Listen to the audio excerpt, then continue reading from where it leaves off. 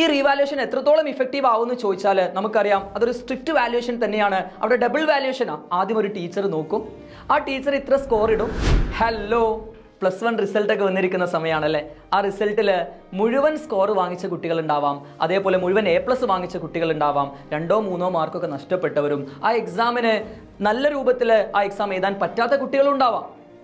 ഇനി നിങ്ങൾക്ക് score improvement ചെയ്യാനാണ് നിങ്ങൾ ആഗ്രഹമെങ്കിൽ നമ്മുടെ മുന്നിൽ 2 ഓപ്ഷൻ ഉണ്ട്. ഒന്ന് റീവാലുവേഷൻ, അടുത്തത് ഇംപ്രൂവ്മെന്റ് ആണ്. ഇംപ്രൂവ്മെന്റ് എക്സാം നമുക്കറിയാം നമ്മളെ പുതിയ ഒരു രീതി അനുസരിച്ചിട്ട് നമുക്ക് നിലവിലൊരു അപ്ഡേഷൻ വന്നിട്ടില്ല.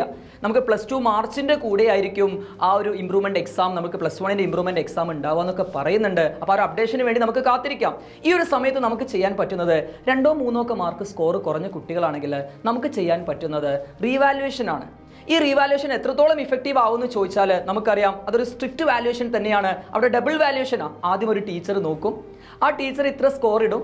രണ്ടാമത്തെ ടീച്ചർ ഡബിൾ വാല്യുവേഷൻ, രണ്ടാമത്തെ ടീച്ചറും നിങ്ങൾ ആ പേപ്പർ നോക്കും, എന്നിട്ടൊരു സ്കോർ ഇടും. ഇതിൽ നല്ല വ്യത്യാസം വരികയാണെങ്കിൽ ഈ 2 ടീച്ചർമാരും ഈ പേപ്പർ നോക്കിയിട്ട് സ്കോറിൽ നല്ലൊരു വാരിയേഷൻ വരികയാണെങ്കിൽ മൂന്നാമത്തെ വാല്യുവേഷൻ അത് പോകും. അപ്പോൾ അത്രയ്ക്ക് സ്ട്രിക്റ്റ് വാല്യുവേഷൻ ആണ് നമ്മുടെ ഈ റീവാല്യുവേഷൻ. പക്ഷെ നിങ്ങൾ ശ്രദ്ധിക്കണം, നിങ്ങൾ ആൻസർ കീ വെച്ചിട്ട് നിങ്ങൾക്ക് ഉറപ്പാണ് എനിക്ക് ഇത്ര സ്കോർ കിട്ടും, എനിക്ക് 3 മാർക്ക് കൂടാനുണ്ട്, അല്ലെങ്കിൽ 4 മാർക്ക് കൂടാനുണ്ട്, നിങ്ങൾക്ക് ഉറപ്പാണ്. നിങ്ങളൊരു 4 or 5 തവണ നിങ്ങൾ എഴുതിയത് വെച്ചിട്ട്, നിങ്ങൾ ആ ഓർമ്മ വെച്ചിട്ട് നിങ്ങൾ നോക്കിയിട്ടുണ്ടെങ്കിൽ, അത്രയ്ക്ക് ഷുവർ ആണെങ്കിൽ മാത്രം നിങ്ങൾ ആ റീവാലുവേഷൻ അപ്ലൈ ചെയ്യാം. അപ്പോൾ അത്രയ്ക്ക് പ്രതീക്ഷ ഉണ്ടെങ്കിൽ മാത്രം നിങ്ങൾ 500 രൂപ കൊടുത്തിട്ട് നമ്മൾ dhsckerala.gov.in വെബ്സൈറ്റിൽ നിങ്ങൾക്ക് രജിസ്റ്റർ ചെയ്യാം. അപ്പോൾ നിങ്ങൾ അത്രയ്ക്ക് ഷുവർ ആണെങ്കിൽ മാത്രം നിങ്ങൾ അതുമായിട്ട് മുന്നോട്ട് പോവുക. ഇല്ലെങ്കിൽ നമ്മൾ ഇംപ്രൂവ്മെന്റ് എക്സാമിന് നമുക്ക് വെയിറ്റ് ചെയ്യാം. സോ നമുക്കറിയാം നമ്മൾ +2 പഠനം നമ്മൾ സ്റ്റാർട്ട് ചെയ്തിട്ടുണ്ട്. സോ ആ +2 പഠനത്തോട് കൂടി ആ +2ന്റെ കൂടെ തന്നെ ആ ടോപ്പിക്സ് വേണം നിങ്ങൾ ഈ ഒരു സമയത്ത് പഠിക്കാൻ.